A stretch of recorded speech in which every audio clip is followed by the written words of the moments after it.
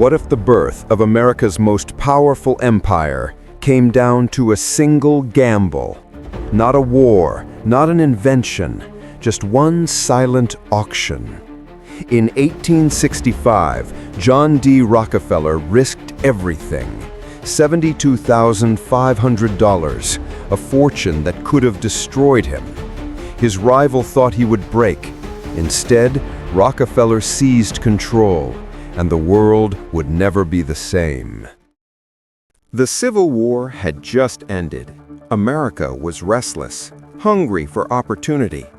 Oil fields in Pennsylvania promised wealth, but chaos reigned. Wells were drilled recklessly. Fortunes appeared overnight and collapsed just as quickly. In Cleveland, far from the oil fields, young businessmen spotted another opportunity: refining crude into kerosene, the fuel that lit homes across America. Among them was John D. Rockefeller, a disciplined bookkeeper turned entrepreneur, and his bold partner, Maurice Clark. Their refinery made money quickly, but money did not solve their differences.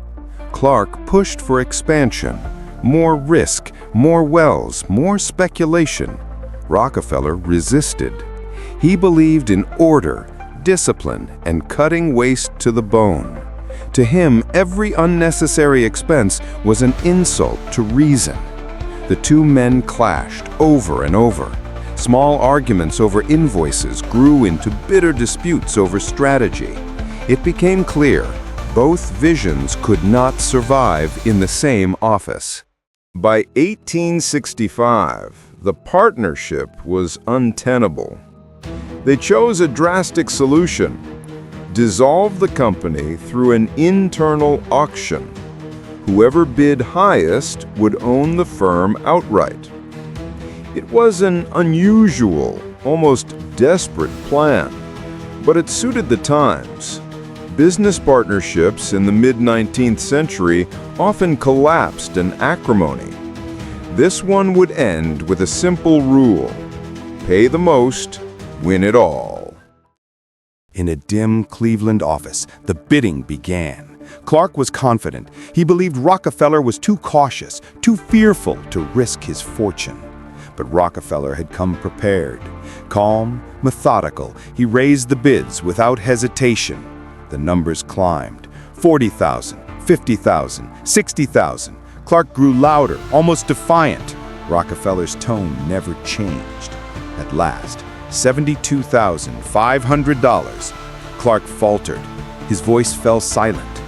The company was his no longer. Rockefeller had won.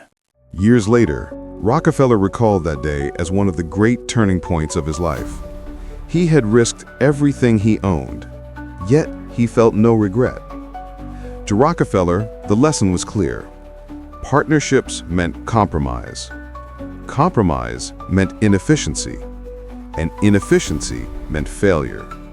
From now on, he would never again be subject to another man's judgment. This philosophy guided every step that followed. When he founded Standard Oil in 1870, Rockefeller structured it so he always retained majority control. Investors could join, partners could contribute, but the final word was always his. That singular authority allowed him to build an empire unlike any other: efficient, relentless, unshakable. The silent auction of 1865 was not just a business deal. It was the crucible of Rockefeller's empire.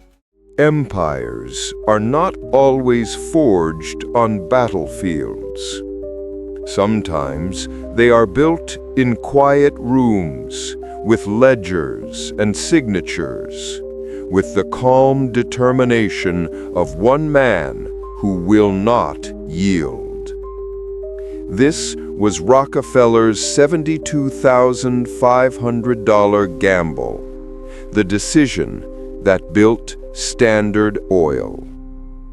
If you enjoyed this story, subscribe for more untold chapters of Rockefeller's rise.